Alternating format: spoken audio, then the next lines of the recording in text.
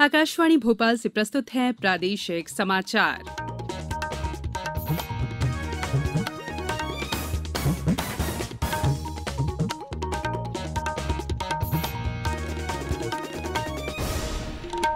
नमस्कार, समाचारों के साथ मैं संयुक्ता बैनर्जी। सबसे पहले इस बुलेटिन के मुख्य समाचार। परिवार न्यायालय संशोधन विधेयक पारित, सरकार ने किया देश के प्रत्येक जिले में परिवार न्यायालय स्थापित करने का आग्रह।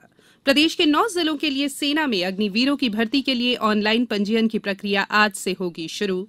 प्रदेश में फिर मिले कोरोना के 200 से ज्यादा नए मामले, संक्रमण दर भी 3.1% हुई। और राष्ट्रमंडल खेलों में भारतीय खिलाड़ियों का बेहतरीन प्रदर्शन जारी। अब तक भारत ने 6 स्वर्ण सहित जीते 20 पदक। अब समाचार विस्तार से। संसद ने परिवार न्यायालय संशोधन विधेयक 2022 कल पारित कर दिया। इसमें परिवार न्यायालय अधिनियम 1984 में संशोधन का प्रावधान है। विधेयक राज्य सरकारों को परिवार न्यायालय स्थापित करने की अनुमति देता है।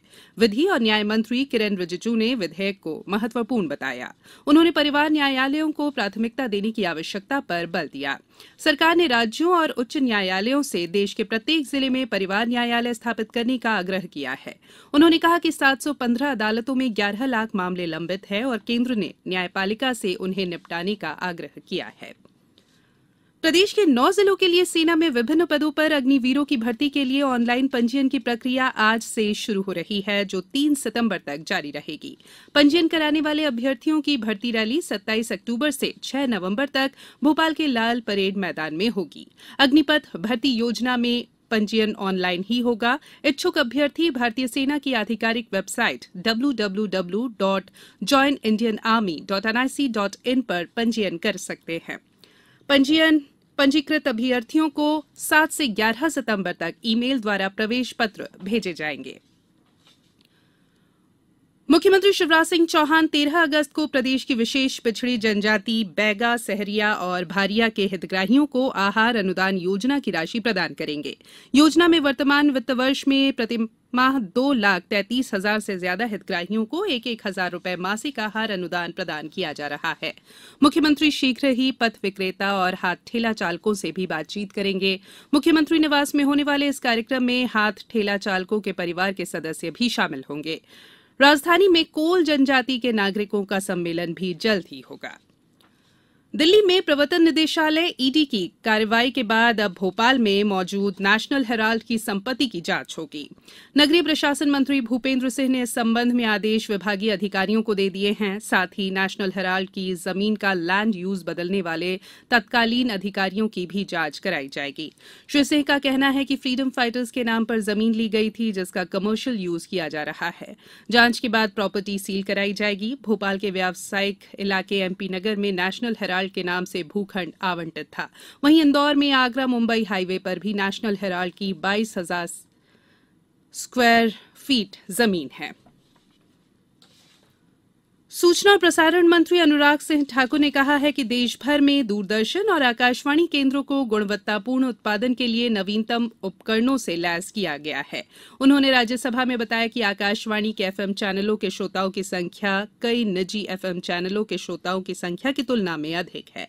इसी तरह प्रसारण श्रोता अनुसंधान परिषद रेटिंग में पिछले कुछ सालों में निजी चैनलों की तुलना में दूरदर्शन चैनलों ने अपना विशिष्ट स्थान बनाए रखा है। प्रदेश के प्रत्येक नागरिक को हर घर तिरंगा अभियान से जोड़ा जा रहा है और इसके लिए विभिन्न कार्यक्रम हो रहे हैं। ग्वालियर में नगर निगम द्वारा सभी जोन कार्यालयों के अतिरिक्त कई खरीदी केंद्र बनाए गए हैं, जिन पर राष्ट्रीय ध्वज उपलब्ध कराए जा रहे हैं। आगरमालवा जिला मुख्यालय पर भव्य रैली 13 अगस्त को निकाली जाएगी। सागर में हर घर झंडा हर घर तिरंगा अभियान को सफल बनाने के लिए आजीविका मिशन के द्वारा युद्ध स्तर पर तैयारियां की जा रही है। राजगढ़ में प्राइवेट स्कूल एसोसिएशन द्वारा नगर में हर घर तिरंगा घर घर तिरंगा अभियान के तहत तिरंगा जन जागरूकता रैली का आयोजन किया गया। नीमच में भी जागरूकता रैली का आयोजन हुआ। इंदौर शहर के हर वार्ड में 2 बिक्री केंद्र बनाए गए हैं। हर घर की छत पर शान से फहरेगा तिरंगा, गुनगुनाए जाएंगे नव विकास के गीत। आन बान शान का प्रतीक राष्ट्रध्वज तिरंगा। आइए आजादी के अमृत महोत्सव के पावन अवसर पर इस स्वाधीनता दिवस हर घर फहराते हैं तिरंगा और लेते हैं भव्य और सशक्त भारत के निर्माण का संकल्प। आइए हर घर फहराएं तिरंगा।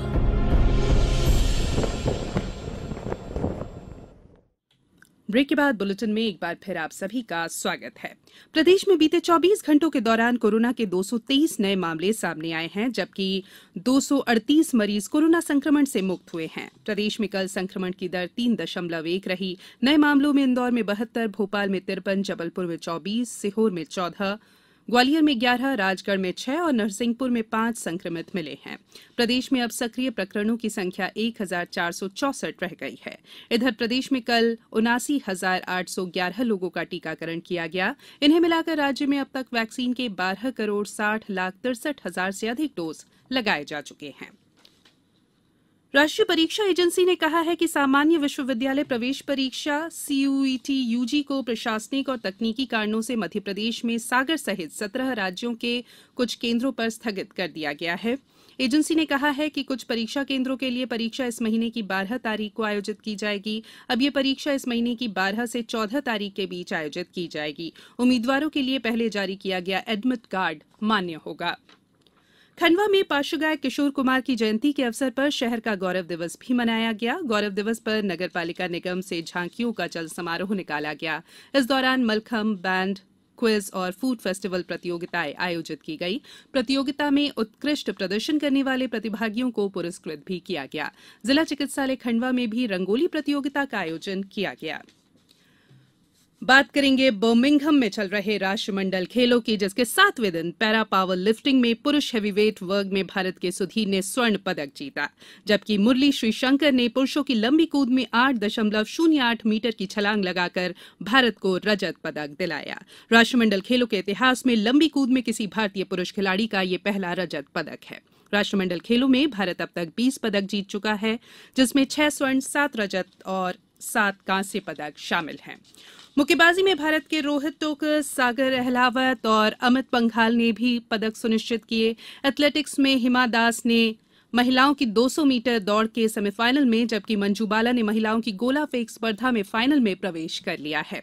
पुरुष हॉकी भारतीय टीम सेमीफाइनल में पहुंच गई है। टेबल टेनिस, स्क्वैश और बैडमिंटन में भी भारतीय खिलाड़ियों ने जीत दर्ज की। सैफ अंडर-20 फुटबॉल चैंपियनशिप के फाइनल में आज भुवनेश्वर के कलिंगा स्टेडियम में भारत का मुकाबला बांग्लादेश से होगा। ये मैच भारतीय समयानुसार शाम 7 बजे शुरू होगा। अब कुछ समाचार संक्षेप में। संस्कृति, पर्यटन और धार्मिक न्यास और धर्मस्थ मंत्री उषा ठाकुर ने बताया है कि कल से 15 अगस्त तक प्रदेश के सभी संग्रहालयों और स्मारकों में प्रवेश निःशुल्क रहेगा। केंद्रीय उपभोक्ता संरक्षण प्राधिकरण ने अनिवार्य मानकों का उल्लंघन कर ई कॉमर्स प्लेटफॉर्म पर घरेलू प्रेशर कुकर की बिक्री की अनुमति देने के लिए अमेजॉन के खिलाफ आदेश जारी किया है। डिंडौरी में कलेक्टर ने जिला शांति समिति की बैठक में सभी पर्व शांति और उल्लास से मनाने के निर्देश दिए। खरगोन जिले के केली ग्राम में महिला के साथ दुर्व्यवहार के मामले में 18 और लोगों को गिरफ्तार किया गया है। सिंगरौली कलेक्टर ने जिले के सभी नागरिकों से अपील की है कि जिले में चलाए जा रहे अंकुर अभियान के तहत एक पौधा अवश्य रोपे। मुरैना के उत्कृष्ट छात्रावास में जिला विधिक सेवा प्राधिकरण के तत्वावधान में अपर न्यायाधीश और उनकी टीम द्वारा शिविर का आयोजन और वृक्षारोपण किया गया। राजगढ़ में विश्व स्तनपान सप्ताह के अंतर्गत ग्राम फूलखेड़ी, बड़बेली, रघुनाथपुरा, बरखेड़ी और करेड़ी में विभिन्न गतिविधियों का आयोजन हुआ। ग्वालियर जिले के प्रभारी और जल संसाधन मंत्री तुलसीराम सिलावट ने कहा कि शहर के लिए निर्बाध रूप से पेयजल आपूर्ति की जाएगी। केंद्रीय जल शक्ति मंत्रालय के प्रतिनिधि द्वारा जिला प्रशासन के साथ नीमच के केलुखेड़ा में निर्मित स्टॉप डैम का अवलोकन किया गया। और बैतूल में जिला सैनिक कल्याण कार्यालय में 10 अगस्त को जिले के भूतपूर्व सैनिकों और वीर नारियों की बैठक आयोजित की जाएगी। अंत में बुलेटिन के मुख्य समाचार एक बार फिर। परिवार न्यायालय संशोधन विधेयक पारित, सरकार ने किया देश के प्रत्येक जिले में परिवार न्यायालय स्थापित करने का आग्रह। प्रदेश के 9 जिलों के लिए सेना में अग्निवीरों की भर्ती के लिए ऑनलाइन पंजीयन की प्रक्रिया आज से होगी शुरू। प्रदेश में फिर मिले कोरोना के 200 से ज्यादा मामले। और राष्ट्रमंडल खेलों में भारतीय खिलाड़ियों का बेहतरीन प्रदर्शन जारी। अब तक भारत ने 6 स्वर्ण सहित जीते 20 पदक। बुलेटिन में फिलहाल इतना ही। इजाजत दीजिए। नमस्कार।